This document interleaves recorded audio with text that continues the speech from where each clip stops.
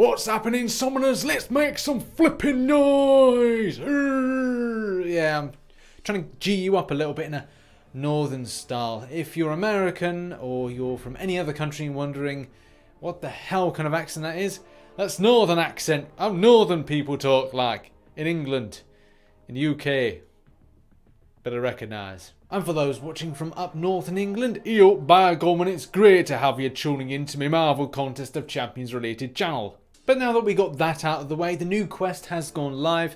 And obviously it's fun, as most things are that are put in by Kabam. It's fun, it's interesting, and it's filled with lots of challenges. I've just done the initial clear, so I'm just going to talk through some of the mistakes that I've made and some things that I've noticed and champions that may be good for this type of event. But for the purpose of this, I've got to shrink myself down to microscopic size. Let's do that. No, this didn't work. I'm too small. I need to be a bit bigger than this. Good, this is ample size. You can just see enough ugly to get yourself through the day, so let's jump into things. So we focus our attention on Uncollected. The first two bosses aren't anything in particular that are too special. You are going to be able to get through these quite well.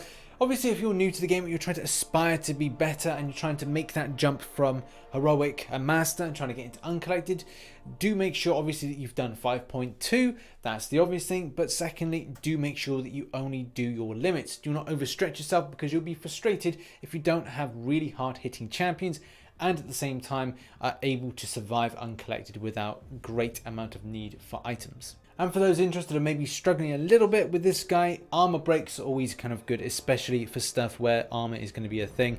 I use Medusa based on the class advantage, so do make sure you pick and choose your champions right, especially when it comes to doing things like armor break, and armor break will be something we'll be talking about today. And also watch out for Aspect of War just finally, as that is going to be annoying if your block proficiency goes down to 0. Try to make sure your block proficiency is something that's over 50 seconds. You're going to have to like defeat this guy.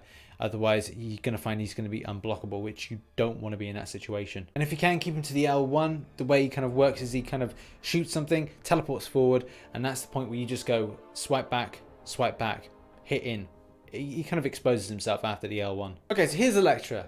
Why have I got a little bit of an issue with this? And I think it's funny. I laugh. But the thing is, it's a weak boss. It's not a strong boss. The first two bosses that you face off against aren't going to be too powerful. But the thing that makes me laugh is that it's got split atom on. So obviously, science champions are the ones that don't take the 50% hit with their attack. But it's the heal block, which as you can see is here. And also mixing it in with Aspect of Nightmare. So for the first 12 seconds, you're going to be degenerating, and then you regenerate 50% health instantly. But you don't, because it's heal blocked.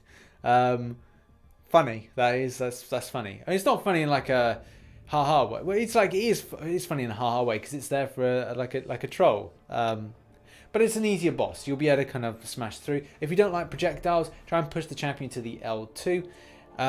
For this, you can use so many different champions. You know, Science would obviously be the best one in order to output a lot more damage.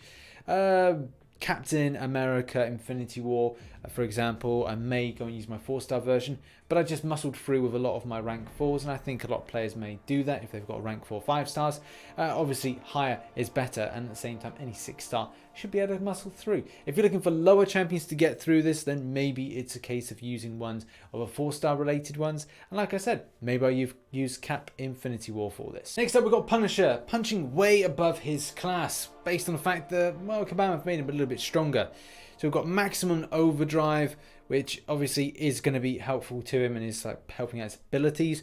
Then we've got Spite, which, you know, is helping out the power gain. We've then got Pilfer, which is helping regenerate. And then we've got Protection, Shielding, and Aspect of Evolution, all with something in mind to improve things about this champion. But I see a lot of them improving things like power gain. So power control champions may be an option for this. I love using Dormammu. I don't know if Magic would be a good option. Maybe it's something for a second run I'll try. Psylocke, you know, you want to get quick to kind of power lock and kind of maybe like take away the power and shut that down from the offset.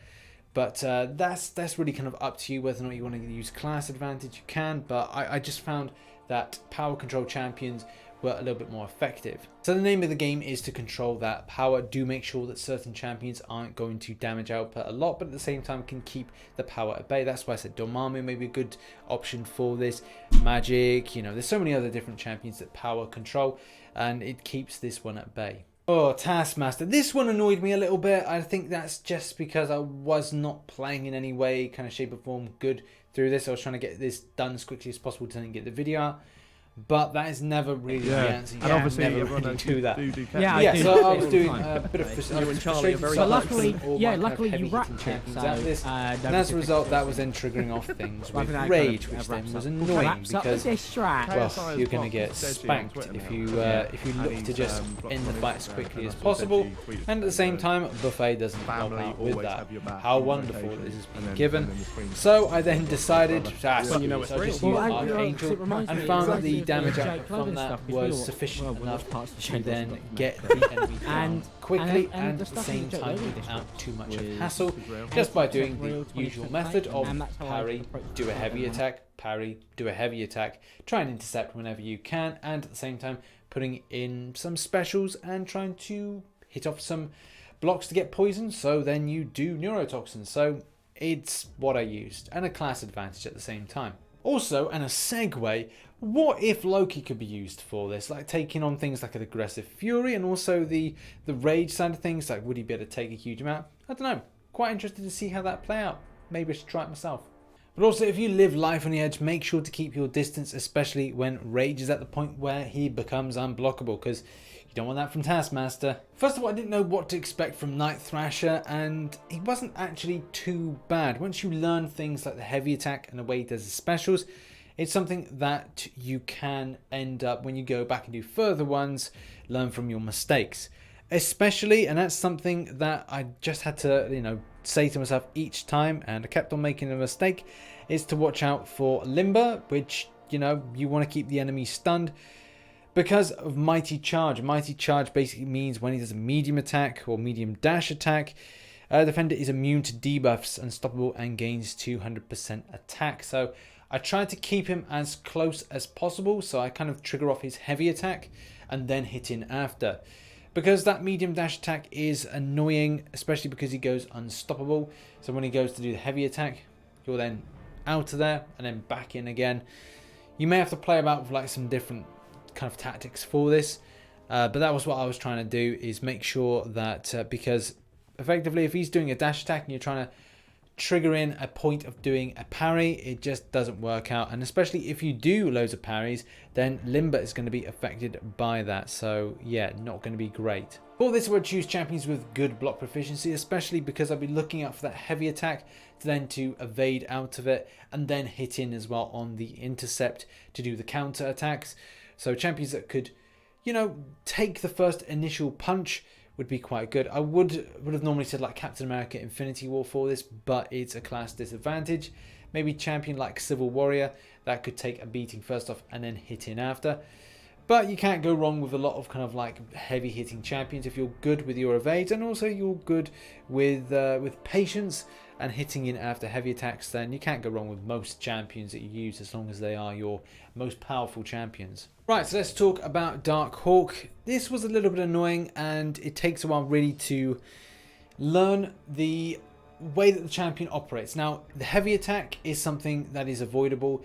The L1, a bit unsure about this. I think it's kind of like it's a double swipe away from it, or maybe even 3 swipes, but have to be timed. But it looks like one continuous pulse. It's very confusing. That's where the L2 seems to be the more avoidable thing, but unfortunately it puts the champion into stealth mode, which means that sometimes your hits are going to miss. So that is a little bit annoying. When you start off the battle, it's important not to go into a parry, as when he's in null mode, it can mean that he goes unblockable. In some cases, twice unblockable. So the first hit and the second hit are going to be unblockable. So it's important to kind of evade away the first 2 hits. Don't focus on standing still or kind of parrying to take the damage. It's a case of going back. I only learnt this, after the first couple tries, because I thought, once, oh, okay, twice, and then 3 times, no, not on the third. So that was a point then. It was all about moving away. but I found Medusa to be quite effective. Unfortunately, it does seem that there may be a slight bug to this. Whether or not you're finding this from playing with the champion, you're meant to be with robotics, have some sort of, you know, work with this. It looks like Darkhawk is indeed a robot. It is a hashtag robot. So you'd assume that this would be something that would interact well. And as we can see, it is very much affecting the ability, accuracy, and power gain by the champion. So yeah, I'm a bit confused why it does seem that there's a slight bug, and I'm not the first one to notice this. There's a post currently going on about this, talking about the way that the champion kind of seems. And I don't know, it's to a degree, it does feel like it's like not working quite well along with the champion. But you know, I could be completely wrong, and we may see that Kabam may answer this and go, "Nah, you're wrong." But maybe they'll say you might have a point here with this. Also, a lot of people are talking about lag, and that's quite weird. If I can bring this up in the post edit for this, I'll put over the top right now an experience where I was starting a Darkhawk fight and there was lag, and I'm running an iOS device at the moment. I don't know if this is just because my device is reaching a point where I need to replace it, or if there is lag in the game. I'm running a 70 meg download connection with a 20 megabyte upload, so it's still a good connection. And I always have to question myself whether or not it's me playing bad, or the device, or a combination of multiple things. And obviously, is the Kabam server man enough to take, well, RichTheMan and all the other mans and lady mans that may be grinding out the game at this time? I think the biggest thing to watch out for is stealth mode, based on the fact that when it goes to like the stage of being kind of invisible and you miss a lot of the times, yeah, that can really punish you. And he's always quick to then get out to smack you down, and when he does, you're not going to stay standing very long. So you're going to have to really think about champions that do things like with armor break, maybe champions that will, again, keep your distance.